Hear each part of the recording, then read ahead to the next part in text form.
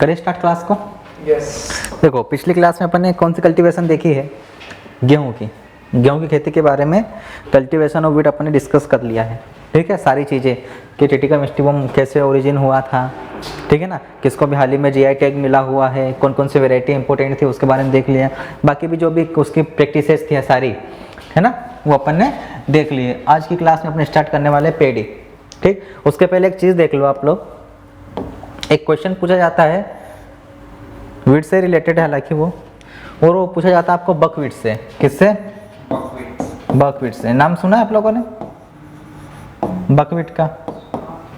सुना है? एक बार इसकी फैमिली से क्वेश्चन आया है कि बकवीट की फैमिली कौन सी है। ये कोई गेहूं नहीं है, पहली बात। नाम जरूर है इसका बकवीट, लेकिन ये कोई गेहूं नहीं है। गेहूं जैसे इसके दाने दिखते हैं। किसके जैसे दिखते हैं? गेहूं जैसे इसके दाने दिखते हैं, इसलिए इसको बकवीट कहा जाता है। ठीक है, इसका एक और नाम है, इस बकवीट को स्यूडो सीरियल कहा जाता है। क्या कहा जाता है? Pseudo serial. याद रखना, क्या कहते हैं इसको? Pseudo serial. स्यूडो सीरियल समझते हो? झूठा अनाज। क्या कहा जाता है इसको? झूठा अनाज। ये याद रखना, क्या कहते हैं बकवीट को? अपन झूठा अनाज कहते हैं। वहीं इसको झूठा गेहूं भी कहा जाता है। क्या कहा जाता है? झूठा गेहूं कहा जाता है। इसकी फैमिली होती है पोलम कैसी? अनाज नहीं है एक प्रकार का, ये कोई अनाज नहीं है, लेकिन अनाज जैसे इसके अंदर क्वालिटी होती है, जो अनाजों में पाई जाती है ना विशेषताएं, वो इसके अंदर होती है, इसलिए इसको अपन स्यूडो सीरियल बोलते हैं। अनाज नहीं है ये, एक प्रकार का क्या है? बकवीट फ्लावरिंग प्लांट होता है। कौन सा प्लांट है? एक फ्लावरिंग प्लांट है। तो बता, फ्लावरिंग प्लांट है मतलब क्या है? पुष्पीय पौधा है। कैसा पौधा है? पुष्पीय पौधा होता है। ये कोई अनाज नहीं है, और ना ही ग्रास फैमिली में आता है, ना ही एक प्रकार कोई घास है ये। ठीक है ना, इसलिए इसको स्यूडो सीरियल बोलते हैं। झूठा अनाज या झूठा गेहूं कहते हैं बकवीट को। इसकी फैमिली के बारे में पूछा जाता है साहब आपको, बकवीट की फैमिली क्या है? तो क्या होती है? पोलिंगोनेसी। पोलिंगोनेसी इसकी फैमिली, इसको याद रखना। ठीक है, पोलिंगोनेसी फैमिली इसकी होती है। और ये कैसा प्लांट होता है? फ्लावरिंग प्लांट होता है। इसको बकवीट, है ना। ठीक है, दूसरा इसको स्यूडो सीरियल कहा जाता है, फिर स्यूडो व्हीट भी कहा जाता है। स्यूडो सीरियल की जगह सामने वाला अगर क्या दे दे आपको? स्यूडो व्हीट, तो कन्फ्यूज मत होना, झूठा अनाज या फिर झूठा गेहूं, इसी को कहते हैं अपन। मेन इसकी इंपॉर्टेंट है फैमिली, फैमिली का नाम, इस पर से क्वेश्चन आया है। ठीक है, क्लियर हो गया? चलो अब स्टार्ट करते हैं अपन पेडी के बारे में। तो वही नॉर्मल चीज़ें, बेसिक पेडी कहो इसको, या फिर इसी को अपन राइस भी बोलते हैं, चावल, है ना, कहते हैं या नहीं? अब देखो कुछ पहले बॉटनिकल नेम के बारे में देखो, क्या होता है? ओराइजा सटाइवा होता है। फैमिली वही ग्रेमिनी। ठीक, पुराना नाम है ग्रेमिनी, तो नया नाम क्या होता है? पोएसी होता है। ठीक है, क्रोमोसोम नंबर 2n बराबर 24। कितने होते हैं क्रोमोसोम नंबर इसमें? 2n बराबर 24 होते हैं। ठीक है, अगर इसका आपको ये पूछ ले कि साहब इसका ओरिजिन क्या होता है, तो साउथ ईस्ट एशिया। गेहूं में क्या पढ़ा था? साउथ वेस्ट एशिया पढ़ा था। हाँ, यहाँ पर साउथ ईस्ट एशिया होता है। क्या होता है? साउथ ईस्ट एशिया होता है। ऑप्शन में देगा वो, या तो साउथ ईस्ट एशिया देगा या फिर इंडो बर्मा देगा। भारत एवं बर्मा दे देगा। ठीक है ना, क्या दे देगा? भारत एवं बर्मा दे देगा या फिर इंडो बर्मा दे देगा, दोनों सही है। ठीक है ना, ये दे तो भी सही है, ये दे तो भी सही है। क्लियर हो गया? चलो, वैसे अगर अपन बात करें ना किसकी, राइस की, तो इसके टोटल कितनी होती है? 24 स्पीसीज होती है, जो ओराइजा जीनस होता है। भाई किसी का भी अपन बॉटनिकल नेम लिखते हैं, जैसे कि धान का ही देख लो, ओराइजा सटाइवा लिखा मैंने। क्या लिखा? Oryza sativa. तो आप सबको पता होगा द्विनाम पद्धति के अकॉर्डिंग ये स्पीसीज नेम होता है, ये जेनेरिक नेम होता है। मतलब इसको आगे वाला जो नाम रहता है, इसको वंशीय नाम बोलते हैं, इसको जातीय नाम बोलते हैं। कहते हैं कि नहीं? Generic name and species name हो गया। तो ये देखो, जो ओराइजा ये जीनस होता है, इसके अंदर 24 स्पीसीज आती है। कितनी स्पीसीज आती है? 24। लेकिन 24 स्पीसीज में से 24 प्रजातियों में से सिर्फ 2 प्रजातियों की अपन कल्टीवेशन करते हैं। किनकी? 2 स्पीसीज की। कौन कौन सी? मेन एक होती है ओराइजा सटाइवा, जो अपन पढ़ते हैं। एक होती है ओराइजा ग्लेबेरिमा। क्या होती है? ओराइजा सटाइवा और ओराइजा ग्लेमेरिमा की अपन खेती करते हैं। बाकी जितने भी 22 बच्चे, कितने? 22, वो कैसी होती है? वाइल्ड स्पीसीज होती है, वो कल्टीवेटेड स्पीसीज नहीं है। मतलब उनकी अपन खेती नहीं करते, वो जंगली प्रजातियां हैं। कैसी प्रजातियां होती है आपकी? जंगली प्रजातियां होती है। हो गया क्लियर? चलो आगे वाली बात करते हैं अपन। 2004 को इंटरनेशनल राइस ईयर घोषित किया गया था। एक करंट अफेयर्स का क्वेश्चन याद रखना, हो सकता है इस बार पूछ ले आपको, ठीक है ना। इंटरनेशनल मिलेट्स ईयर पढ़ा है आपने? नेशनल और इंटरनेशनल ईयर पढ़ लेना अच्छे से, नेशनल ईयर और नेशनल डेज और इंटरनेशनल ईयर्स ये अच्छे से पढ़ लेना, ठीक है ना। क्वेश्चन पूछेगा ही पूछेगा। इंटरनेशनल ईयर ऑफ मिलेट्स कौन सा ईयर है? 2004। ये है 2023, 2023 इसलिए बोला क्वेश्चन आ सकता है। कौन सा है? 2023, ठीक है ना। मिलेट्स के लिए कौन सा अंतर्राष्ट्रीय वर्ष घोषित किया गया है? मिलेट्स के लिए जो अपन मना रहे हैं अंतर्राष्ट्रीय वर्ष, वो कौन सा है? 2023 है। अब एक याद रखना, कोरोना जब चल रहा था, क्या चल रहा था? कोरोना। वो आपको कंफ्यूज कहाँ करेगा इस क्वेश्चन को पूछने में, ठीक है ना। देखो वो करेगा 2018 से, 2018 गया ना। हर साल कोई ना कोई इंटरनेशनल ईयर होता है, हर साल क्या होता है, कोई ना कोई अंतर्राष्ट्रीय वर्ष घोषित किया जाता है। लेकिन 2018 को चूंकि कोरोना पीरियड चल रहा था, तो कोरोना पीरियड चलने पर कोई भी अंतर्राष्ट्रीय वर्ष सेलिब्रेट नहीं किया गया, कोई भी इंटरनेशनल ईयर अपने द्वारा सेलिब्रेट नहीं किया गया या फिर मनाया नहीं गया है, ठीक है। तो ये ब्लैंक रहा, क्या रहा? ये खाली गया है। इस वर्ष कोई अंतर्राष्ट्रीय वर्ष नहीं था, लेकिन राष्ट्रीय वर्ष मनाया किसने? मनाया भारत ने। भाई दुनिया ने तो कोई सेलिब्रेशन नहीं किया, लेकिन भारत अलग ही छाप छोड़ता है दुनिया के ऊपर, इसलिए भारत कहा जाता है, माना जाता है, ठीक है। तो उसने क्या किया, इसको खाली न छोड़कर एक वर्ष मनाया जिसको राष्ट्रीय वर्ष बोलते हैं, और वो मिलेट्स का था, नेशनल ईयर ऑन मिलेट्स। क्या मनाया? National year of millets. इस चीज को याद रखना साहब आप, है ना। तो कंफ्यूजन पूछ सकता है वो, अगर इंटरनेशनल बोले 2023 लगा के आना, लेकिन नेशनल बोले तो अपनी इंडिया की बात हो रही। इंडिया ने सेलिब्रेट कर लिया 2018 को भी ऐसा नेशनल ईयर मिलेट के नाम से, ठीक है। कब? 2018 में। समझ में आ गया? कोई दिक्कत नहीं, होनी भी नहीं चाहिए। चलो, वो 2024 किसके लिए रखा गया है? 2024 का पूछ सकता है, ठीक है ना, बहुत चांस है। हाँ 2024, 2023 का बता दिया है, 2024 का भी देख लो।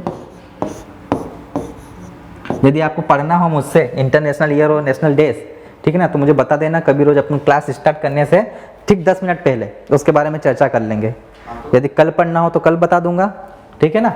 तो पहले बता देना मुझे, सर आज हमको ये पढ़ा दो पहले 10 मिनट, फिर अपन आगे कल्टीवेशन देख लेंगे। तो 10 मिनट की जो स्टार्टिंग की क्लास रहेगी उसमें अपन वो डिस्कस कर लेंगे पूरे।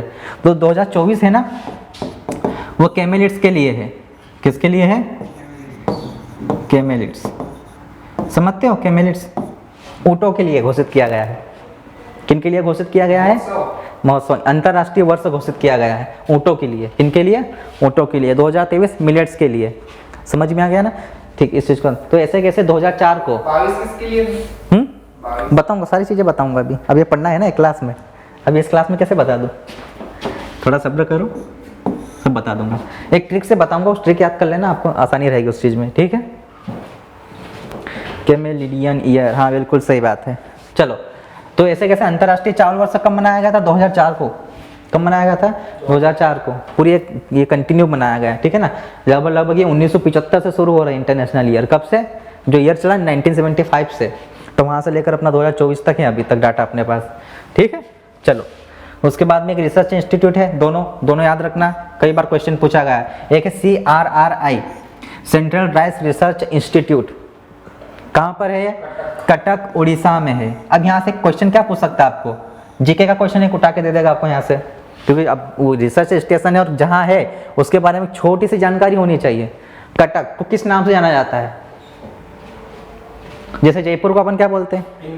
Pink city. इसको किस नाम से जानते हैं? Rice city. नहीं, अच्छा राइस का स्टेशन इसलिए राइस सिटी, तो क्या? ऐसे नहीं, इसको बोला जाता है सिल्वर सिटी। जो अपना कटक है ना, कटक, इसको सिल्वर सिटी बोला जाता है। याद रखना, क्या कहते हैं इसको अपन? Silver city. तो देखो, जो अपन एग्रीकल्चर में पढ़ते हैं ना, इसका मतलब ये नहीं कि जीके में नहीं आएगा, कहीं ना कहीं रिलेशन होता है। तो अपना CRRI कहाँ पर है? कटक में। कटक कहाँ पर? उड़ीसा। और जो कटक है, इस कटक को कहा जाता है सिल्वर सिटी। क्या कहा जाता है साहब? सिल्वर सिटी कहा जाता है। सी लिख दिया, है ना। उसके बाद एक IRRI है, international rice research institute. International rice research institute कहाँ पर है? ये फिलीपींस में। कहाँ पर है? फिलीपींस में, ठीक है। अगर फिलीपींस देगा तो मनीला देगा, मनीला भी नहीं देगा तो लॉस बनाउस देगा, एक जगह है वहाँ का, ठीक है ना, एक प्लेस है, ठीक। समझ में आ गया? इस चीज को अपने को याद रखना है। अब देखो, एक होता है international rice research institute south Asia regional centre. National पहले हो गया था, इंटरनेशनल बाद में हुआ। हाँ, ऐसा कुछ नहीं है, बस सीक्वेंस में बता रहा हूँ आपको, ऐसा कुछ नहीं है, ठीक है ना, याद रखना। 46 और 60 इसलिए। कौन सा? वो जैसे इंटरनेशनल है वो 90 60। हाँ तो क्या हो गया उसमें, ऐसा कोई ज़रूरी थोड़ी है। अब कोई भी चीज़ अगर बड़ा अपना देखते हैं उसके लिए टाइम लगता है कि नहीं, बड़ा कोई ड्रीम अचीव करना है टाइम लगेगा कि नहीं, तो बस ऐसी बात होती है, इतना जाना नहीं अपने वहाँ पर। देखो, साउथ एशिया रीजनल सेंटर खोसा जिसको इसाक कहा जाता है, क्या कहा जाता है? इसाक। ये वाराणसी में है, क्या है? वाराणसी, उत्तर प्रदेश। इस चीज़ को याद रखना है, यहाँ से क्वेश्चन बहुत कंफ्यूज करने वाला है। कैसे? जैसे इसके नाम में भी आगे आ रहा है IRI, IRRI आ रहा है कि नहीं, लेकिन इसी के अंदर एक इसका रीजनल है सेंटर जिसको इसाक होता है या फिर इसाक, जैसा आपको याद रखना हो, ठीक है ना। ये कहाँ पर? ये वाराणसी में अपना उत्तर प्रदेश के अंदर है, ठीक। तो ये मोस्ट कंफ्यूजिंग क्वेश्चन होते हैं, ठीक। अब फिलीपींस में क्या होता है? जिन बैंक है राइस की, जहाँ पर इसका जर्म प्लस कंजर्वेशन होता है, ठीक है ना। क्या होता है? जर्म प्लस कंजर्वेशन का काम चलता है, ठीक है ना। वो कहाँ पर है अपना? वो फिलीपींस में ही है। कहाँ पर है? फिलीपींस में, ठीक। इस चीज़ को भी याद रखना है। बाकी तो छोड़ दो, इसका कोई काम नहीं है, छोड़ दो, जो मना कर दूँ ना वो छोड़ देना, है ना। चलो, उसके बाद MP में भी है साहब। क्या है MP में? सेंटर है, कहाँ पर है? बड़वानी में स्थित है। कहाँ पर है? बड़वानी में स्थित है, ठीक है ना। कहाँ पर है? बड़वानी में स्थित है। दूसरी एक और बात याद रखो यहाँ से। चलो, आज ही हाल में करंट अफेयर्स का एक समझ लो, और यहाँ पर भी करंट अफेयर्स से थोड़ा रिलेटेड, करंट अफेयर्स से रिलेटेड थोड़ा समझ लो। यहाँ पर भी मैंने GI टेक की बात करी थी। किसकी बात करी थी? GI टेक की बात करी थी। किसमें? गेहूं के अंदर। सरबती जो वैरायटी थी उसको मिला था। सीहोर की प्रमुख है, अपने मालवा रीजन की, मालवा क्षेत्र की प्रमुख चीज़ें प्रजाति या वैरायटी किस्म, जो भी आप कहना चाहे, उसको मिला है। हाल ही में आपने सुना होगा जो चिन्नौर वैरायटी है, चिन्नौर चावल, ठीक है ना, इसको भी मिला है साहब GI टैग। किसको मिला है? चिन्नौर चावल के लिए मिला है GI टैग। किसको? बालाघाट को मिला है। किसको मिला है? बालाघाट। और इसकी विशेषता क्या है चिन्नौर चावल की? सुगंध, इसकी फ्रेग्रेंस, जो फ्रेग्रेंस है ना बहुत अच्छी आती है, स्मेल ऐसी नहीं आएगी जब आप इसको कुकिंग करते हैं ना, उसके बाद आती है, जब इसको पकाते हैं अपन, ठीक है ना। तो बासमती राइस से इसकी विशेषता यही है कि एक तो देखो वैरायटी जो होती है ना, फ्रेग्रेंस वाली वैरायटी, धान के अंदर 2 प्रकार की वैरायटी होती है, मतलब एक उसमें से एरोमेटिक वैरायटी भी होती है जिससे सुगंध निकलती है। तो उसमें कौन सा अपन पढ़ते हैं? Pusa basmati rice. Basmati rice generally किसके लिए जाना जाता है? सुगंध के लिए और स्वाद के लिए। लेकिन उससे भी एक कदम आगे है आपका चिन्नौर चावल, टेस्ट में भी और सुगंध में भी उससे बढ़िया है ये, ठीक है। One of the most finest species, सबसे अच्छी वैरायटी अगर माने चावल में कोई एरोमेटिक स्पीसीज देखो तो बासमती चावल से भी अच्छी है आपकी चिन्नौर चावल। तो क्वेश्चन पूछ सकता है साहब कि चिन्नौर चावल के लिए किसको ये दिया गया है GI टैग? तो बालाघाट को। बालाघाट कहाँ पर? MP में है, ठीक है ना। बालाघाट कहाँ पर अपना? MP में। MP जी के पढ़ लिया ना आप लोगों ने, हाँ तो फिर समझाने की जरूरत नहीं बालाघाट है क्या। देखो अब आगे, तो बालाघाट को मिला है GI टैग चिन्नौर चावल। चिन्नौर चावल की विशेषता क्या है? इसकी सुगंध, फ्रेग्रेंस। क्या है ये? किसके लिए जाना जाता है? तो उसकी सुगंध के लिए, फ्रेग्रेंस के लिए, ठीक है ना। इस चीज़ को याद रखना, सुगंध के लिए जाना जाता है, क्वेश्चन पूछ सकता है। उसके अलावा और किसको चावल मतलब GI टैग दिया गया है? धान में अगर देखा जाए तो कौन कौन सी किस्मों को। इसके अलावा ये तो MP की बात हो गई, दूसरे स्टेट में तो मिला होगा ना, क्वेश्चन आ जाता है डायरेक्ट बन के। जरूरी नहीं कि MP का है तो MP के ही क्वेश्चन आएंगे, नहीं, दूसरे स्टेट से भी क्वेश्चन पूछ लेता। आपने देखा होगा पिछले साल का पेपर, MP RHU लिखा हुआ था लेकिन राजस्थान के 3-4 क्वेश्चन धड़ाम से दे दिए उसने, है ना। होता ना आउट ऑफ सिलेबस, कभी बाउंसर आ जाता है, वो वैसे ही फेंकता है। तो उसमें पूछा ना राजस्थान में यदि आपको क्या करना हो, कंजर्वेशन की कोई टेक्निक अपनानी हो, वाटर कंजर्वेशन की, तो किसका यूज़ करेंगे उसमें? खड़ीन का और ऐसा कुछ क्वेश्चन आते हैं ना, पर टाका और इनसे क्वेश्चन आए थे। तो राजस्थान के 2-3 क्वेश्चन आए थे दोनों शिफ्टों में, वो भी तो वो तो MP की क्वेश्चन एग्जाम थी, लेकिन राजस्थान का क्यों दे दिया? पूछ लेते हैं कि जो भी रिसेंट में चलता है ना उस पर से क्वेश्चन आता है, ठीक है। क्योंकि उसके ऊपर हाल ही में उस समय क्या हुआ था, राजस्थान की जो गवर्नमेंट थी उसके ऊपर ज़्यादा फोकस कर रही थी, कंजर्वेशन के ऊपर, वाटर कंजर्वेशन, सोइल कंजर्वेशन के ऊपर, तो क्वेश्चन उसने पूछ लिया। अब यहाँ पर GI टैग मिला है तो यहाँ से भी क्वेश्चन आ सकता है। तो देखो एक स्टेट है अपना बिहार, बिहार क्या है? बिहार, ठीक है ना, इसको भी मिला है GI टैग। बिहार का वेस्ट चंपारण नाम सुना होगा आपने, हाँ वेस्ट चंपारण, पश्चिम चंपारण, ठीक है ना, उसको GI टैग मिला है। किस राइस के लिए? बिहार का जो वेस्ट चंपारण है ना, वेस्ट चंपारण, वेस्ट चंपारण, इसको GI टैग मिला है। क्या मिला है? GI टैग मिला है। किसके लिए GI टैग मिला है? इसको मिला है मिर्ची राइस के लिए। चावल की एक वैरायटी यहाँ की मिर्ची राइस। इसको मिर्ची राइस क्यों कहा जाता है? क्योंकि इस चावल के जो दाने होते हैं वो बिल्कुल किसके जैसे दिखते हैं? मिर्ची के जैसे। कौन सी मिर्ची? काली मिर्च, ब्लैक पेपर। इसके जो दाने देते हैं ना मिर्ची राइस के, ये चावल के दाने, वो बिल्कुल जैसे काली मिर्च देखी आप लोगों ने, देखी होगी ना, मसाले में जब भी बगान लगाते हो डाले होगे आप लोगों ने, तो बस उसके जैसे ही होते हैं, इसलिए इसको मिर्ची राइस या फिर मिर्चा राइस भी कहा जाता है। मिर्ची या फिर मिर्चा, समझ गए ना। और ये कहाँ की है? बिहार वेस्ट चंपारण की है। कहाँ की है? बिहार वेस्ट चंपारण की। इसको जीआई टैग मिला है, ठीक है ना। क्वेश्चन पूछ ले। एक और है छत्तीसगढ़। क्या है साहब? छत्तीसगढ़। तो छत्तीसगढ़ में 2 को मिला है। कितने को मिला है? 2 को मिला है, ठीक है ना। तो 2019 में जीआई टैग मिला था एक, जिस पर से क्वेश्चन भी पूछ लिया था उन्होंने, जीराफुल राइस। कौन सा राइस? जीराफुल चावल को मिला था, जीराफुल चावल, जीराफुल राइस को, समझ गए। ये कहाँ? छत्तीसगढ़ की है। कहाँ की? छत्तीसगढ़ की। और अभी मिला है 2023 में एक और। किसको मिला है साहब? वो नागरी दुबराज। हाँ, एक 2023 में अभी मिला, हाल ही रिसेंटली, वो है नागरी दुबराज। दुबराज, दुबराज, दुधराज नहीं, दुबराज, ठीक है ना। नागरी दुबराज। नागरी एक जगह है, छोटा सा टाउन है छत्तीसगढ़ की। क्या है? नागरी नाम की एक पंचायत है। क्या है? पंचायत है। तो उसके अंदर एक छोटा सा टाउन है, गांव समझ लीजिए आप, ठीक है ना। वहां पर होता है चावल। कौन सा? दुबराज चावल। कौन सी किस्म है? दुबराज है, ठीक है ना। और देसी किस्में है। खेती होती है। हाँ, खेती होती है, स्पेशल खेती। जैसे बालाघाट में ना लोग जो करते हैं वो चिन्नूर चावल की बहुत खेती कर रहे हैं, और इतना उसका प्रोडक्शन उन्होंने लगाया है, लोगों के अंदर बहुत उसकी पॉपुलैरिटी बनी है, लोगों ने बहुत उसको पसंद किया है, ठीक है। इसलिए गवर्नमेंट ने उसको जीआई टैग दे दिया बालाघाट को, ठीक है। समझ में आ गया। ऐसे कैसे नागरी जो गांव है, एक छोटा सा टाउन है, वहाँ पर दुबराज की खेती होती है। ये सब देसी किस्में बता रहा हूँ आपको, कोई हाइब्रिड वाइब्रिड कुछ नहीं है, सब देसी किस्में है, ठीक है ना, जो परंपरागत तरीके से उगाई जाती रही है। क्लियर हो गया। इनका वर्णन आपको उधर मिलेगा, वाल्मीकि रामायण में भी। कहाँ पर मिलेगा? वाल्मीकि रामायण में। कहा जाता है, ऐसा माना जाता है, ठीक है ना, कि जब उस समय जो चावल खाए जाते थे वो स्पीसीज यही है, यही स्पीसीज खाई जाती है उस समय भी। आई बात समझ में? दुबराज स्पीसीज। तो सोच लो कितनी ट्रेडिशनल अपनी है, पुरानी वैरायटी है। तो पूरी तरीके से कैसी है? देसी है। और ये कहाँ के हैं? छत्तीसगढ़। कौन सा है साहब? छत्तीसगढ़, ठीक। जैसे हट के क्वेश्चन का भी आ जाए तो समझ जाना, ठीक है। चलो, ये तो बात हो गई अपने कुछ करंट अफेयर्स से रिलेटेड, जिसको याद रखना आप लोग। अब आगे बढ़ते अपन। बड़वानी में है। कहाँ पर है?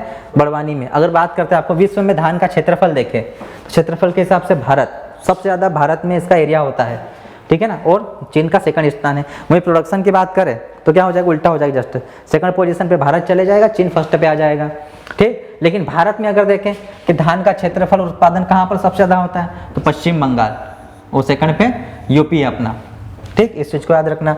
एक क्वेश्चन पूछा जाए, धान की प्रोडक्टिविटी सबसे ज़्यादा आंध्र प्रदेश की है। कहाँ की है? आंध्र प्रदेश की होती है, ठीक है। इस चीज़ को आप लोग याद रखेंगे। बाकी सारी चीज़ें तो आपको पता ही है, जैसे धान एक सीत्री पौधा होता है, और कैसा प्लांट है? शॉर्ट वेव प्लांट है, ठीक है ना। धान की एक वेराइटी होती है IR8। कौन सी? IR8। और एक होती है जया, जिसको मिरेकल वेराइटी बोलते हैं अपन, जादुई धान, सुना है ना आपने। ये डे न्यूट्रल है। कैसी है? डे न्यूट्रल है। प्रकाश की अवधि का इसके पुष्पन पर, फ्लावरिंग पर कोई प्रभाव नहीं पड़ता है, ठीक है ना। चाहे दिन बड़े हो, चाहे छोटे हो, चाहे रातें लंबी हो, चाहे छोटी हो, कोई फर्क यहाँ पर नहीं पड़ता है, ठीक। आपने पढ़ा होगा ना उधर, सर ने आपको फोटो पेरियोडिज्म में पढ़ा होगा, प्रकाश दीप्तिकालिता पढ़ा है ना। अरे जब क्लासिफिकेशन ऑफ क्रॉप्स पढ़ाई थी ना, मुझे याद है, आप लोगों को याद नहीं है क्या? जब सर ने आपको क्लासिफिकेशन ऑफ क्रॉप्स पढ़ाया था, वहीं पर ये सब क्लियर कर दिया था। शॉर्ट डे प्लांट क्या होता है, लॉन्ग डे प्लांट क्या होता है, डे न्यूट्रल प्लांट क्या होते हैं। फोटो पेरियोडिज्म के आधार पर, प्रकाश दीप्तिकालिता के आधार पर जो पौधे होते हैं वो 3 प्रकार के होते हैं। ये फसलें जो होती है वो 3 प्रकार की होती है, short day, long day, day neutral, ठीक है ना। वहीं से अगर नहीं हो तो देख लेना सर का लेक्चर, सब क्लियर हो जाएगा, ठीक। तो ये डे न्यूट्रल होती है। क्या होती है? डे न्यूट्रल होती है। अब देखो, ग्रेमिनी कुल की एक विशेषता है, ग्रेमिनी कुल की विशेषता होती है कि जो इनमें पुंकेसर होते हैं ना, पुंकेसर, वो कितने होते हैं? 3 होते हैं। कितने पुंकेसर होते हैं ग्रेमिनी कुल में? 3 पुंकेसर पाए जाते हैं। कितने पुंकेसर? 3। लेकिन धान और बांस, ये 2 ऐसे पौधे होते हैं जिनमें 6 पुंकेसर होते हैं। कितने होते हैं? 6 पुंकेसर होते हैं। और ये 6 पुंकेसर 3+3 के अरेंजमेंट में होते हैं, 3+3 जोड़े में होते हैं, 3+3 होते हैं, ठीक है ना। अरेंजमेंट कैसा होता है? 3 पुंकेसर और 3 पुंकेसर वाला। समझ में आ गया?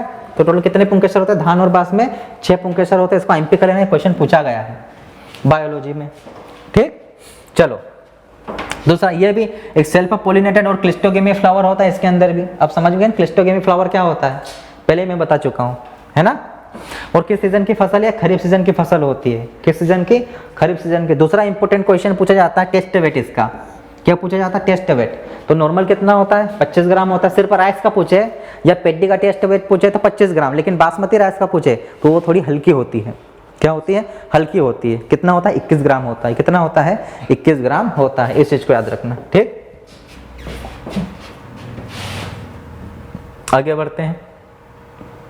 धान का जो तना होता है उसको होम कहा जाता है। क्या कहा जाता है? होम कहा जाता है। एक बेसिक टर्म है साहब। क्या है? एक बेसिक टर्म होती है। क्रॉप का जो भी एरियल पार्ट होता है, मिट्टी के ऊपर वाला पार्ट, उसको होम ही कहा जाता है। क्या कहा जाता है? होम ही कहा। जैसे मैंने पोटैटो पढ़ाया था आपको, याद है? पोटैटो पढ़ाया था। आलू मैंने पढ़ाया था, वहाँ एक प्रोसेस बताया, डी होमिंग। पढ़ाई है? डी होमिंग पढ़ाई है कि नहीं? क्या मतलब होता है डी होमिंग का? डी होमिंग का मतलब होता क्या है? भूल गए? फिर वही बात, आगे पाठ पीछे सपाट। रिवीजन करते रहो टाइम टू टाइम। एग्रीकल्चर जो सिलेबस है ना, देखने में ऐसे ही लगता है इजी है, इजी है, लेंदी बहुत पड़ जाता है, बहुत बड़ा है। उसमें अंदर सब्जेक्ट कितने सारे हैं। 100 नंबर लाने के लिए आपको मेहनत कितनी करनी पड़ेगी, है ना। अरे पढ़ाया था ना मैंने। जो वायवीय भाग होता है उसको नष्ट करते हैं अपन, पत्ती वत्ती वत्ती, इनको अपन क्या करते हैं? नष्ट करते हैं। किसका स्प्रे करते हैं? या तो कॉपर सल्फेट का स्प्रे करते हैं या फिर H2SO4 का स्प्रे करते हैं। जिससे क्या हो जाएगा? ये झुलस जाएगी और नीचे के जो ट्यूबर होंगे वो हार्ड हो जाते हैं, क्योंकि हार्ड ट्यूबर ही अच्छा बिकता है, अच्छा प्राइस मिलता है। तो ऊपर वाले भाग को नष्ट करना ही, पत्ती वाले भाग को नष्ट करना है, डीहोमिंग कहलाता है। और जो ऊपर वाला भाग होता है इसको होम्स कहते हैं। क्या कहते हैं अपन? होम्स कहते हैं। आई बात समझ में? क्लियर होगा? तो धान में भी जो ऊपर वाला पार्ट होता है उसको होम कहा जाता है। खास करके तना क्या होता है? तना। उसको कल्म भी कहा जाता है। क्या कहा जाता है? कल्म भी कहा जाता है। समझ में आ गया? कोई दिक्कत होनी भी नहीं चाहिए। दूसरा, इसके पुष्पक्रम को पेनिकल कहा जाता है। याद रखना, देखो जितना भी ग्रेमिनिकुल की जितनी भी फसलें हैं, जितनी भी फसलें मैं आपको पढ़ाऊंगा उनमें सिर्फ धान और ज्वार ऐसी फसलें होगी जिनके पुष्पक्रम को अपन पेनिकल कहते हैं। बाकी सब में स्पाइकलेट कहेंगे। क्या कहेंगे? स्पाइकलेट। यहाँ पेनिकल कहा जाता है। क्या कहा जाता है? पेनिकल। ज्वार में भी, ज्वार के पुष्पक्रम को भी पेनिकल कहते हैं। ग्रेमिनिकुल की विशेषता ही है, ठीक है। चलो, कितने इंटर नोड होते हैं? 10 से 12 इंटर नोड होते हैं, पर्व होते हैं। कितने? 10 से 12। चलो आगे बात करते हैं। चावल में कौन सी प्रोटीन होती है? ओराइजिन प्रोटीन होती है। कौन सी प्रोटीन होती है? ओराइजिन प्रोटीन पाई जाती है, ठीक। फिर धान में बोनेपन के लिए फिर एक इंपॉर्टेंट क्वेश्चन, धान में बोनेपन के लिए उत्तरदायी जीन डीजीवुजेन जीन। कौन सा? डीजीवुजेन जीन होता है। ये एक कहाँ की वैरायटी है? चाइना की है, स्पीसीज है। क्या है? चाइना, चीन की स्पीसीज है, ठीक है ना। चलो एक और इंपॉर्टेंट क्वेश्चन पूछा जाता है, हाइब्रिड राइस के फादर कौन है? संकर धान के जनक कौन है? योंगलोंगपिंग। योंगलोंगपिंग कौन है? योंगलोंगपिंग है। कौन है? योंगलोंगपिंग। चाइना वाला है, नाम ऐसा ही रहेगा उसका, ठीक है ना। चीन के हिसाब ये। चलो उसके बाद भारत में अगर पूछे तो सिद्दीकी साहब। कौन है? सिद्दीकी है, ठीक है। इस चीज को याद रखना। और संकर धान की खेती सबसे ज्यादा कहाँ पर होती है विश्व में? चीन में ही होगी। कहाँ पर होगी? चीन में ही होगी, ठीक है ना। इस चीज को याद रखना। गोल्डन राइस, कौन सी राइस साहब? Golden rice. क्या होता है गोल्डन राइस? पढ़ा है आप लोगों ने गोल्डन राइस क्या होता है? Super rice, golden rice, super wheat, सब पढ़े कि नहीं? पढ़े है ना। देखो तीनों देख लो। अगर मैं बात कर लेता हूँ यहाँ पर सुपर गेहूं की या सुपर व्हीट की, है ना, या फिर सुपर राइस की बात करूं, सुपर राइस, तो ये ऐसी किस्में होती है, दोनों की बात कर रहा हूं, दोनों के लिए कॉमन डेफिनेशन है। दोनों के लिए क्या कॉमन डेफिनेशन होता है? ये ऐसी प्रजातियां होती है, ऐसी किस्में होती है जिनसे सामान्यतः 20 से 25% ज्यादा यील्ड मिलती है अपने को। कितनी यील्ड मिलती है? 20 से 25% ज्यादा यील्ड मिलती है दूसरी किस्मों की अपेक्षा में। समझ में आ गई बात? क्लियर हुआ? दूसरी, जब भी बात होती है यहाँ पर किसकी? गोल्डन राइस की। किसकी बात होती है? गोल्डन राइस की बात हो, सुनहरे चावल की बात हो, तो इसमें सामान्य किस्मों से दूसरी किस्मों की तुलना में यहाँ पर विटामिन ए, बीटा कैरोटीन सबसे ज्यादा रहता है। इनमें विटामिन ए की मात्रा ज्यादा रहेगी। समझ में आ गया? किसमें ज्यादा होगी? इधर। क्लियर हो गया? कोई दिक्कत वाली बात नहीं? बात ठीक है ना। चलो अच्छा, कभी क्वेश्चन पूछे मुझे बताओ, बासमती राइस के लिए, ठीक है ना, मानक देने वाला कौन सी ऑर्गेनाइजेशन है जिन्होंने बासमती चावल के लिए सबसे पहली बार मानक दिया नहीं उसने चावल के ऊपर, कभी भी स्टैंडर्ड दिया नहीं एग्रीकल्चर प्रोडक्ट के ऊपर, खास करके इधर क्रॉप में देखें तो अपन, ठीक है ना, गेहूं वेहूं इनके ऊपर। लेकिन बासमती राइस के लिए वो हाल ही में अब देगा, लगभग ये सोचना है 1 अगस्त में देगा। कब देगा? अगस्त के महीने में देने वाला है। अभी जो अगस्त आएगा ना तब देगा, वो मानक जारी करने वाला है। किसके लिए? बासमती चावल के लिए। और कौन सी है वो? FSSAI, ठीक है ना। ये अथॉरिटी है जो सारे स्टैंडर्ड जारी करती है जितने भी प्रोडक्ट्स होते हैं सबके लिए, ठीक है ना, खाद्य पदार्थ हो सबके लिए, उसमें अपना चावल भी आता है, ठीक है ना। तो कौन से चावल के लिए? बासमती चावल के लिए, ये याद रखना। और एक नया एक करंट अफेयर वाली बात है, बासमती चावल के लिए मानक जारी करने वाला है कब? अगस्त महीने में। कब करेगा? अगस्त 2023 में, ठीक है ना। चलो आगे बढ़ते हैं। और देखो अपन एग्जाम में कहाँ पर अपन खत्म होता है अपना दिमाग, जब ऐसे क्वेश्चन पूछता है वो आउट ऑफ सिलेबस। जो पढ़ा हुआ रहता है ना वो तो अपन बना देते हैं, लेकिन जो आउट ऑफ सिलेबस ऐसी चीज़ें होती है जो मैं इधर बताता हूँ आपको, वो भी कर लिया करो नोट, है ना, क्योंकि बाकी चीज़ तो नोट्स में मिल जाएगी जब रिवीजन करने बैठोगे, लेकिन ये चीज़ें नहीं मिलेगी वहाँ पर। फिर कहाँ लेक्चर ढूंढोगे किस लेक्चर में सर ने क्या बताया था, सही है गलत, तो इनको कर लिया करो अलग से कुछ। तो गोल्डन राइस समझ गए, गोल्डन राइस क्या होता है। चलो उसके बाद सुपर धान, पता ही है क्या होती है। सुपर धान की खोज किसने की? GS खुश ने, गुरुदेव सिंह खुश, है ना, 1996 में। इसलिए इनको क्या बोला था? विश्व खाद्य पुरस्कार भी मिला है। क्या मिला है? विश्व खाद्य पुरस्कार मिला। सबसे पहला विश्व खाद्य पुरस्कार MS स्वामीनाथन को मिला था, मिला है ना उधर, उनको भी एक खाद्य पुरस्कार मिला है, स्वामीनाथन को भी, ठीक है ना। पढ़ा है कि नहीं पढ़ा है? धान से छिलका अलग करना हलिंग कहलाता है। क्या कहलाता है? हलिंग। देखो क्या धान के अंदर भी क्या होता है? लेमा होता है और पेलिया होता है। लेमा और पेलिया क्या होता है समझा दिया मैंने। ये छिलके हैं, ये दोनों क्या करते हैं? चावल को ढककर रखते हैं। तो इन छिलकों को इन दोनों को मिलाकर अपन हल बोलते हैं। क्या बोलते हैं? हल। तो इस हल को ही रिमूव करना हलिंग। ये दोनों क्या है? हल है, भूसा है, ठीक है ना। छिलके, इनको छिलकों को निकालना क्या कहलाएगा? हलिंग कहलाएगा। ये इनको दोनों को मिलाकर कंबाइन रूप से अपन हल बोलते हैं। समझ में आ गया? उसको रिमूव करना ही हलिंग होता है। क्या होता है? हलिंग। हलिंग परसेंटेज पूछा जाता है धान में 60 से 70%। कितना? 60-70% रेंज में याद रखना, ठीक है, 60-70%। चलो आगे बात कर लेते हैं अपन। धान नाइट्रोजन को किस फॉर्म में ग्रहण करता है? NH4+, अमोनिकल फॉर्म में ग्रहण करता है। किस फॉर्म में करता है? अमोनिकल फॉर्म में ग्रहण करता है, ठीक है, समझ गए। चलो उसके बाद विश्व का लगभग 90% धान एशिया में होता है। कहाँ पर होता है? एशिया में होता है। बाकी विश्व और एशिया, भारत और एशिया की मुख्य खाद्यान्न फसल धान है, पढ़ चुके अपन। विश्व में मुख्य खाद्यान्न फसल गेहूं, दूसरी धान है, ये भी पढ़ चुके अपन, ठीक है। एक MP क्वेश्चन पूछा जाता है, धान के खेत में कौन सी गैस निकलती है? मीथेन गैस निकलती है। धान का जो खेत होता है ना उसमें बुलबुलों के रूप में निकलती है गैस, वो गैस कौन सी रहती है? मीथेन गैस होती है। कौन सी गैस होती है? मीथेन गैस होती है। समझ जाना इसको, जिस पर से क्वेश्चन कई बार पूछा गया आपको, ठीक है। दूसरी बात, जो धान के छिलके होते हैं, धान का भूसा होता है, पशुओं को क्यों नहीं खिलाया जाता है? वो इसलिए नहीं खिलाया जाता कि उसके अंदर सिलिकॉन तत्व होता है। क्या होता है उसके अंदर? सिलिकॉन तत्व होता है, सिलिका पाया जाता है, जो कि पाचक पचता नहीं है। वो जो चीज़ पचते नहीं वो क्यों खाना, ठीक है ना, इसलिए खिलाया नहीं जाता। इस चीज़ को अपने को याद रखना है। चलो आगे बात कर लेते हैं अपन। कुछ है इधर पढ़ाने के लिए इम्पोर्टेंट? फालतू चीज़ें नहीं पढ़ना अपन ने कभी भी, ये भी नहीं आएगा, पढ़ना ही नहीं है ऐसी चीज़ें। हाँ यहाँ से पूछता है, जो नहीं पढ़ाओ मतलब नहीं पढ़ना आपको, ठीक है। धान का प्रमुख कीट, अभी इंसेक्ट पेस्ट पढ़ेंगे तब पढ़ेंगे। गंदी बग होता है, कौन सा होता है? गंदी बग होता है। और प्रमुख बीमारी ब्लास्ट होती है, अभी पढ़ेंगे अपन, ठीक है। प्रमुख खरपतवार नाशी ब्यूटाक्लोर या मचेटी होता है, हर्बिसाइड। विश्व में सबसे ज़्यादा कंज्यूम होने वाला हर्बिसाइड कौन सा है? पढ़ा है मैंने। Most consumed herbicide among all the herbicides, isoproturon, ठीक है ना। कौन सा होता है? आइसोप्रोट्यूरॉन। उसके बाद अगर पूछे तो मचेटी होता है। कौन सा? ब्यूटाक्लोर और ट्रेड नेम मचेटी, ठीक है ना। आइसोप्रोट्यूरॉन अगर ऑप्शन में दे तो मचेटी, ये लगा देना मचेटी, ठीक है। हो गया क्लियर? चलो दूसरा बात देखो, जब अपन चावल को कुक करते पकाते हैं तो उसमें जो सुगंध आते हैं वो किस कारण से आते हैं? चावल में सुगंध तो आती है 2-एसिटाइल-1-पाइरोलिन के कारण, ठीक है ना। ये क्वेश्चन कई बार पूछा गया, ठीक। चलो अच्छा, 2-एसिटाइल की जगह डाई-एसिटाइल कर दे तो भी सही है। 2 का मतलब डाई होता है, 2 नहीं लिखो और आगे लिख दे डाई-एसिटाइल-1-पाइरोलिन, तब गलत है क्या? नहीं गलत है, सही है साहब। अगर आपने बेसिक केमिस्ट्री पढ़ा हो थोड़ा सा अगर आपने, ठीक है ना, तो समझ जाओगे आपके 2 का मतलब डाई होता है। चलो धान की प्रथम म्यूटेंट बोनी किस्म डाइचिंग नेटिव फर्स्ट, TN फर्स्ट, कौन सी है? डाइचिंग नेटिव फर्स्ट है, ठीक है। इस चीज को आप सभी लोग याद रखेंगे। ये आ गया हलिंग, देखो अभी बताया था लेमा और पेलिया दोनों को साथ में हल कहते हैं, इसको हटाने की क्रिया को हलिंग कहते हैं। क्लियर हो गया ना। चलो, धान में सिंचाई क्रांतिक अवस्था होती है बूटिंग अवस्था। कौन सी बूटिंग? इसको टिलरिंग ही बोला जाता है। क्या है ये? टिलर्स निकलते हैं, बालियाँ बनती है ना, वो वाली ईयर हेड फॉर्मेशन होता है। क्या होता है? ईयर हेड फॉर्मेशन होता है।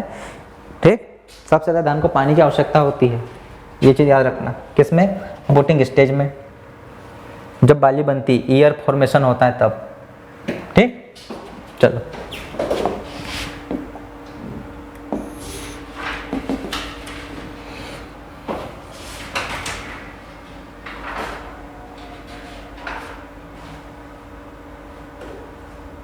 देखो, आईआर ने क्या किया है, धान की वैरायटी डेवलप की है आईआरआई ने। कौन कौन सी?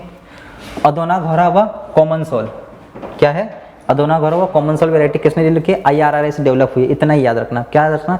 ये सिर्फ। ठीक, और ये किसके लिए है? आर्मी के लिए है। आर्मी को जो चावल दिया जाता है वो यही वाला है, अदोना, घोरा और कॉमन सोल, आर्मी के लिए बनाई गई है। ठीक है ना। इसको 30 मिनट तक पानी भिगोकर खाया जा सकता है, ऐसा ही पानी भिगो तो ऐसे भी खा सकते हैं, पका कर खाना चाहो तो खा लो, वरना ऐसे भी खा सकते हैं, कंज्यूम कर सकते हैं। बालाघाट जिले में पाया जाने वाला चिन्नूर चावल को भारत सरकार द्वारा जीआई टैग प्राप्त हुआ है, पढ़ा दिया मैंने। ठीक है, चलो ब्राउन मैन्यूरिंग समझते हो? ये क्वेश्चन पूछा ब्राउन मैन्यूरिंग किससे रिलेटेड है, तो राइस से रिलेटेड है। ब्राउन मैन्यूरिंग किससे रिलेटेड होती है? राइस से। ब्राउन मैन्यूरिंग होता क्या है ये ब्राउन मैन्यूरिंग? मैन्यूरिंग का मतलब क्या होता है? खाद का बनना। क्या बनना? खाद का बनना है। ब्राउन का मतलब भूरी खाद। कैसे खाद? भूरी खाद। तो कुछ नहीं कहते, धान होती है, धान के साथ ढेंचा लगा दो। क्या लगा दो? ढेंचा। या फिर यहाँ पर ढेंचा नहीं दे और कोई स्थिति ऐसा पूछ ले कि कोई सी भारी खाद वाली फसल, कोई सी भारी खाद वाली फसल अगर धान के लिए उगा रहे हैं, और फिर क्या करो? हल चला दो। बाद में क्या करो? हल चला दो। अब हल चला देंगे क्या हो जाएगा? वो मिट्टी में दब जाएगी, सड़ेगी, खाद बन जाएगी। इसी प्रोसेस को अपने ब्राउन मैन्यूरिंग बोलते हैं। क्या बोलते हैं? Brown manuring. और किससे रिलेटेड है? धान से रिलेटेड है। इससे क्या होगा? एक्स्ट्रा कार्बन मिलेगा, नाइट्रोजन मिलेगा, फास्फोरस मिलेगा। किसको? फसल को। ठीक है, उसकी ग्रोथ अच्छी होगी, वेजिटेटिव ग्रोथ, बस और कुछ नहीं। चलो आगे आप क्लाइमेट की बात कर लेते हैं। कितनी क्लाइमेट? वही 20 से 25 डिग्री सेल्सियस, कोई डाटा पढ़ने की जरूरत नहीं है। ठीक, चलो सॉइल कई बार पूछा है, क्ले लोमी सॉइल बेस्ट मानी जाती है। कौन सी? Clay loamy soil. अगर क्ले लोमी सॉइल नहीं दे तो सिर्फ क्ले भी दे तो भी सही है। क्या दे? सिर्फ क्ले दे तो भी सही है। क्लियर हो गया? समझ में आ गया है कि नहीं? आया है या नहीं, ये बताओ। आगे बढ़ जाओ। धान की किस्मों में देखो बहुत सारी किस्में हैं। ठीक है ना। क्वेश्चन जहाँ जहाँ से पूछे जाते हैं अपने को सिर्फ वही पढ़ना है, मैंने बताया आपको। ठीक है, तो कैसे? सबसे पहले टाइचिंग नेटिव के बारे में। सबसे पहली बोनी किस्म है, याद रखना, टाइचिंग नेटिव फर्स्ट, TN फर्स्ट। सबसे पहली बोनी किस्म कौन सी है? टाइचिंग नेटिव फर्स्ट। इस चीज को याद रखना अपने को। क्लियर हो गया? दूसरी होती है IR8। क्या होती है? IR8। ठीक है ना। ये दूसरी बोनी किस्म है। क्या है? ये भी एक बोनी किस्म है, लेकिन दूसरी बोनी किस्म है विश्व की। ठीक है, विश्व की जो बता रहा हूं समझ में आ रहा है? विश्व की पहली बोनी किस्म TN फर्स्ट, टाइचिंग नेटिव फर्स्ट। विश्व की दूसरी बोनी किस्म IR8, जो कि पेटा और डिजीवुजन का क्रॉस है। किसका क्रॉस है? पेटा और डिजीवुजन का क्रॉस है। विश्व की दूसरी बोनी किस्म है। लेकिन भारत की प्रथम बोनी किस्म कौन सी है? जया। कौन सी है? जया किस्म होती है भारत की। ठीक है ना। डॉक्टर शास्त्री ने इसको डेवलप किया है। किसने? डॉक्टर शास्त्री ने 1968 में। कब? 1968 में। इसी को जादुई धान कहा जाता है। और विश्व का जादुई धान किसको कहा जाता है? वो IR8 को कहा जाता है। किसको कहा जाता है? IR8 को कहा जाता है। क्लियर हो गया? और जो जया होते हैं वो किसका क्रॉस है? टाइचिंग नेटिव फर्स्ट का और टाइचिंग नेटिव 141 का क्रॉस है। क्लियर हो गया? कोई दिक्कत यहाँ तक नहीं? अब धान की दो म्यूटेंट वैरायटी याद रखना, एक जगन्नाथ याद रखना, एक सत्तारी याद रखना। कौन सी? जगन्नाथ और सत्तारी। ये धान की दो म्यूटेंट वैरायटीज होती है, उत्परिवर्तित किस्में होती है। ठीक है, चलो भारत की अगर धान की प्रथम हाइब्रिड वैरायटी अगर पूछे तो इंडिया में, इंडिया की फर्स्ट हाइब्रिड वैरायटी, भारत की प्रथम संकर धान की किस्म CORS10। कौन सी होती है? CORS10। और विश्व की PRS10। ठीक है ना, हाइब्रिड वैरायटी है पहली, एक विश्व की एक भारत की है। क्लियर हो गया? चलो बाकी तो कुछ पढ़ना नहीं है आपको, क्वेश्चन आया नहीं है और आएगा भी नहीं है, छोड़ दो।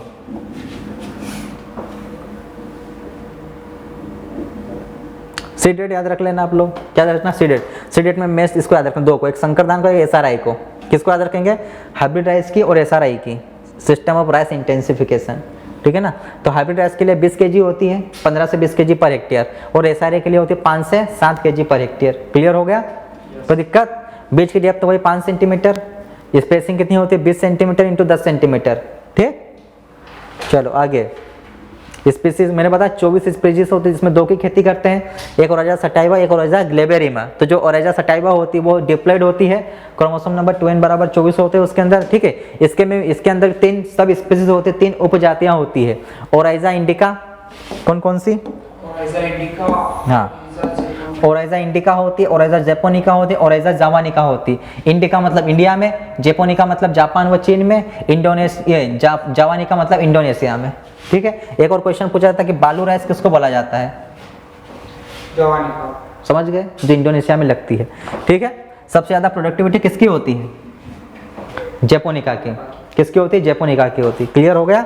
और जो ओराइजा ग्लेमेरिमा होती है दक्षिण अफ्रीका में उगाई जाती है, इस पर से भी क्वेश्चन आया है। देखो अब सीजन के बेस पर भी अलग अलग स्टेट में जब खेती करते हैं समय के अलग अलग ऋतु में, तो उसके अलग अलग नाम से पुकारा जाता है। ठीक है, जैसे जब खरीफ में बुआई करते हैं तो इसको अमन या अघानी धान कहा जाता है। बुआई कब करें? जून जुलाई में। कटाई कब करेंगे? नवंबर दिसंबर में। कब करेंगे? नवंबर दिसंबर में। ठीक है, रबी पश्चिम बंगाल में इसको बोरो कहा जाता है, और उड़ीसा में इसको डालुआ कहा जाता है। क्या कहा जाता है? डालुआ। नवंबर दिसंबर में बुआई करना, मार्च अप्रैल में इसको कटना है।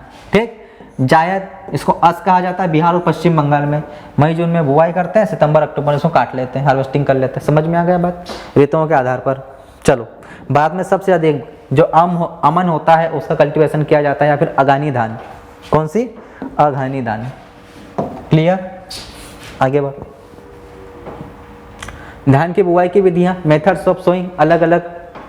इसमें सबसे पहले क्या आता है? सोइंग के लिए नर्सरी तैयार करना है।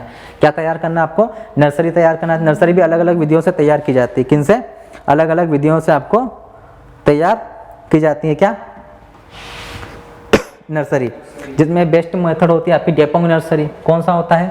डेपोंग नर्सरी, जिसमें कितनी होती है? लगभग 10 से 14 दिन के अंदर तैयार हो जाती है आपकी क्या? पौध, सीडलिंग तैयार होती है, उसके बाद आप ट्रांसप्लांट उसको कर सकते हो।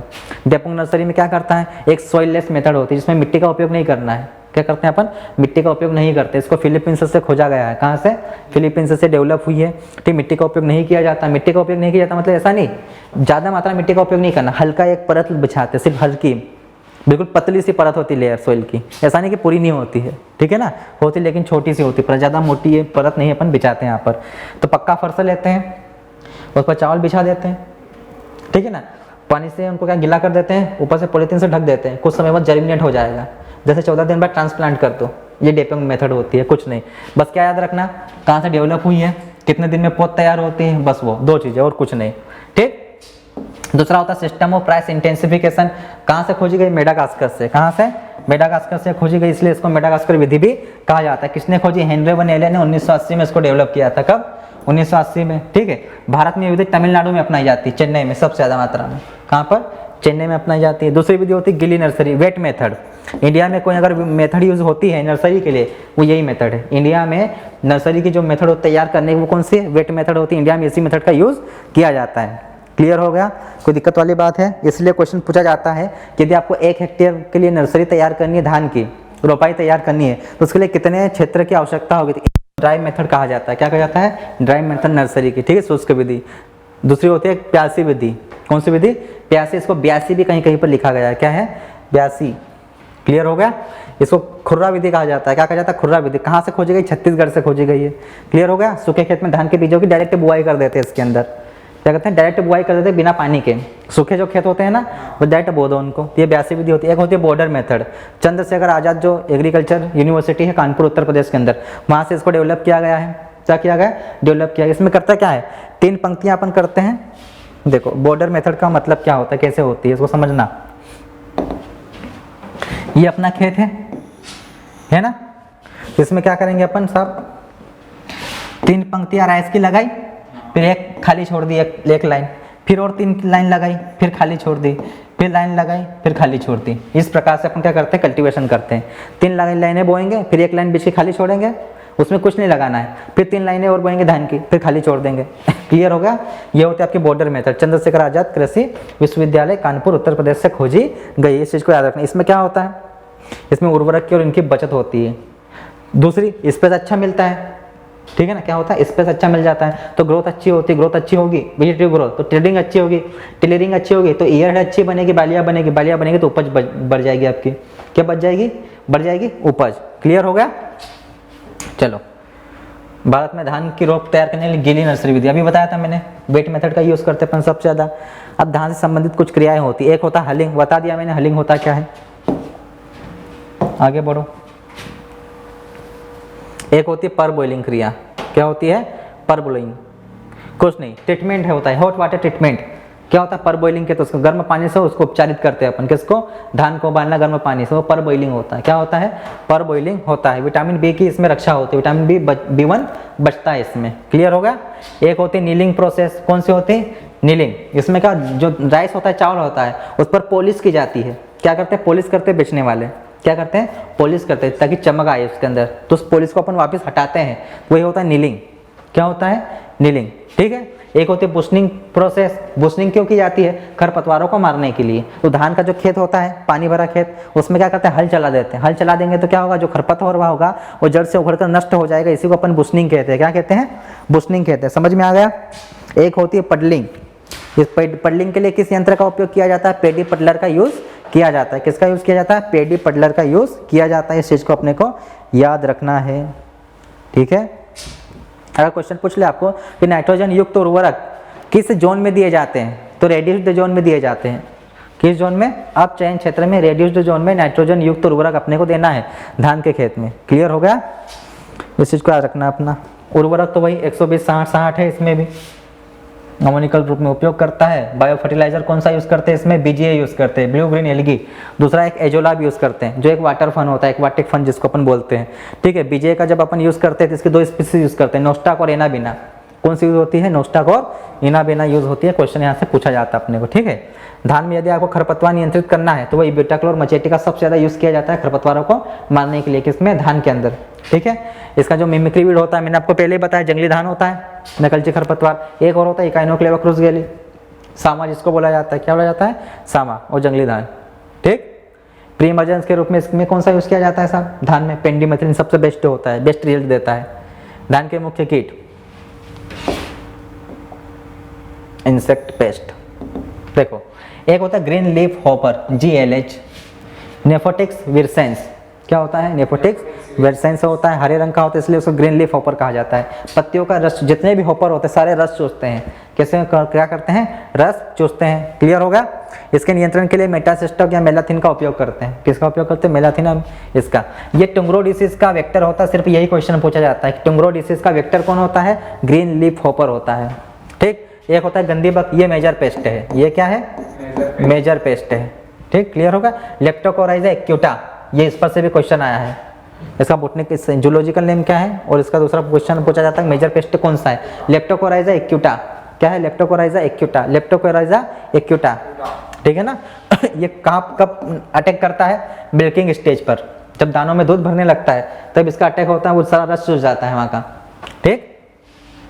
अब देखो यदि गंदी बग का अटैक हुआ ना तो बेकार से दुर्गंध आएगी खेत में से, पहचान जाओगे कि यहाँ पर गंदी बग का अटैक हुआ है, ठीक। दूसरा आर्मी वर्म, सैनिक कीट इसको बोला जाता है, माइथिना सेपरेटा, इस पर से भी क्वेश्चन आया है, क्या है, इस पर से भी क्वेश्चन आपको आया है। देखो जब ईयर बनती है ना, जो बाली होती है उसको ये कट कर देता है, क्या कर देता है, कट कर देता है, तो बाली नीचे गिर जाएगी, आपकी उपज कम हो जाएगी, ठीक है ना। इसलिए इसको भी, ये दूसरा मेजर पेस्ट है आर्मी वर्म, इसका पहला गंदी बग, दूसरा आर्मी वर्म होता है, ठीक। इसको ईयर हेड कटिंग कैटरपिलर भी कहते हैं। क्लियर होगा। दूसरा होता है गालमीज, कौन सा कीट, गालमीज, ऑर्सिओलिया ओराइजी। ऐसे ग्रब स्टेज जो मैगट जिसको अपन कहते हैं वो हानि पहुंचाती है, आंतरिक भागों को खा जाता है, ठीक है ना। इसमें क्या होता है, सिल्वर सूट बन जाता है, क्या बन जाता है, सिल्वर सूट। क्लियर हो गया। जो अंदर का भाग होगा ना उसको खा खोखला कर देगा तने को। क्लियर हो गया। अगला धान का हिस्पा, काले कलर का एक कीट होता है, कैसे कलर का होता है, काले कलर का होता है। ये क्या करता है, जो पत्तियां होती है धान की, ठीक है ना, उसके ऊपर बैठेगा और वहाँ का जितना क्लोरोफिल होगा उसको खुरच कर खा जाएगा, खुरच कर खाएगा। क्या करेगा, क्लोरोफिल को, हरित लवक को क्या करेगा, खुरच कर खा जाएगा। अब क्लोरोफिल नहीं रहेगा तो फोटोसिंथेसिस नहीं होगा, अब फोटोसिंथेसिस नहीं होगा तो एनर्जी नहीं मिलेगी और प्लांट मर जाएगा। हिस्पा है, काले कलर का रहता है, कैसा रहता है, काले कलर का, ठीक है ना। क्वेश्चन पूछे कि व्हाइट स्ट्राइप्स अपीयर, किससे कारण बनता है, मतलब सफेद धारियां, ये सिम्टम किसका है, हिस्पा का है, किसका है? हिस्पा का, इसको याद रखना, ठीक है। धान के मुख्य रोग,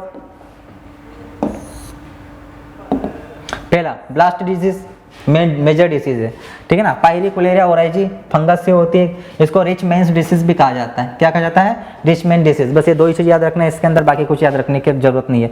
दूसरा होता है बैक्टीरियल लिव ब्लाइट, बैक्टीरिया से होती है, जेंथोमोनास ओराइजी बैक्टीरिया, इसको पुअर मेंस डिजीज कहते हैं। ब्लास्ट को रिच मेंस डिजीज और बैक्टीरियल लिव ब्लाइट को क्या कहा जाता है? पुअर मेंस डिजीज, इसलिए एमपी बन जाता है, कंफ्यूजिंग है। इसको क्रेसेक डिसीज भी कहा जाता है। क्या कहा जाता है इसको? क्रेसेक डिसीज भी कहा जाता है। क्यों? क्योंकि नर्सरी की मेन डिसीज है, नर्सरी में होती है। कहाँ होती है? नर्सरी में होती है। दूसरा ब्राउन लिप स्पॉट, भाई साहब खतरनाक बीमारी, ये वही है जिससे क्या हुआ था? अकाल पड़ा था पश्चिम बंगाल में। हेलमिंथोस्पोरियम ओराइजी फंगस से होती है। किससे? हेलमिंथोस्पोरियम ओराइजी नाम की फंगस से होती है। पश्चिम बंगाल में इसके कारण क्या पड़ा था? अकाल पड़ा था 1943 में। एक होता है स्मट, पढ़ने की जरूरत नहीं, टुंगरो डिसीज वायरस से होती है। वायरस को फैलाने का काम कौन करता है? ग्रीन लीफ होपर करता है, अभी मैंने आपको पढ़ाया था। एक ग्रासी स्टंट डिसीज होता है, ये भी वायरस होता है, इसका भाग कौन होता है? ब्राउन लीफ होपर होता है, ठीक है ना। एक होती है इसके अंदर ओफ्रा डिसीज। कौन सी डिसीज? ओफ्रा डिसीज होती है जो नेमाटोड से होती है। किससे होती है? नेमाटोड से। एक होती है खेरा डिसीज, जिंक की कमी से होती है। जिंक, ये खेरा डिसीज को सबसे पहले किसने खोजा? डॉक्टर वाइएल लेने ने खोजा था। किसने खोजा? वाइएल लेने ने। जहाँ पर भी खेरा डिसीज हुई है, फिर देखो धान का खेत है, पूरा खेत आपको हरा दिखेगा, लेकिन जहाँ पर क्या हुआ है खेरा रोग हुआ है, वो कुछ पौधे आपको सफ़ेद दिखेंगे। क्या दिखेंगे? सफ़ेद सफ़ेद दिखेंगे, ठीक है। तो समझ जाना वो खेरा डिसीज है, जिंक की कमी से होता है, फिजियोलॉजिकल डिसऑर्डर इसका होता है। वाइएल लेने ने इसको खोजा 1966 में, ठीक है। इस चीज़ को याद रखना है। एक होती है अकोइचे डिजीज। कौन सी डिजीज? अकोइचे डिजीज हाइड्रोजन सल्फाइड से होता है। किससे? हाइड्रोजन सल्फाइड की टॉक्सिसिटी से होती है अकोइचे डिसीज। एक होते हैं बकानी, इसको फुट रोट या फुलिस सीडलिंग भी कहते हैं, ठीक है ना। जिब्रेला फ्यूजिकोराई, ये फंगस वही है, मोस्ट एमपी फंगस ये। जब आप पीजीआर पढ़ोगे ना, प्लांट ग्रोथ रेगुलेटर, सर आपको पढ़ाएंगे अभी हार्मोन्स के बारे में, तो वहाँ एक हार्मोन पढ़ोगे आप, जिब्रेलिन हार्मोन। कौन सा हार्मोन साहब? जिब्रेलिन हार्मोन आप पढ़ने वाले हो, ठीक है ना। वो जिब्रेलिन हार्मोन किससे निकाला गया था? ये जिब्रेला फ्यूजिकोराई। इस जिब्रेला फ्यूजिकोराई का नया नाम क्या है? फ्यूजिकोराई मोनिलिफॉर्मिस। याद रखना दोनों नाम, क्वेश्चन पूछ सकता है वो, ठीक है ना। इसी खबर से जिब्रेलिन हार्मोन की खोज हुई थी। क्लियर हो गया। 500 डिसीज होते हैं नाइट्रोजन की कमी से। दिक्कत कोई? बस चलो। एक राइस ब्लाइट डिसीज होता है, और ये होता है आपका एक फंगस है जिसका नाम है राइजोक्टोनिया सोलेनाई फंगस, ठीक है। चलो बाकी तो और कुछ नहीं। तो आज की क्लास में अपन ने किसको कंप्लीट किया है? किसको कंप्लीट किया है? धान को पूरा कंप्लीट। समझ में आया? कोई दिक्कत नहीं? चलो अच्छी बात है। तो आज की क्लास को अपन यहीं पर समाप्त करते हैं। जय हिंद, जय भारत।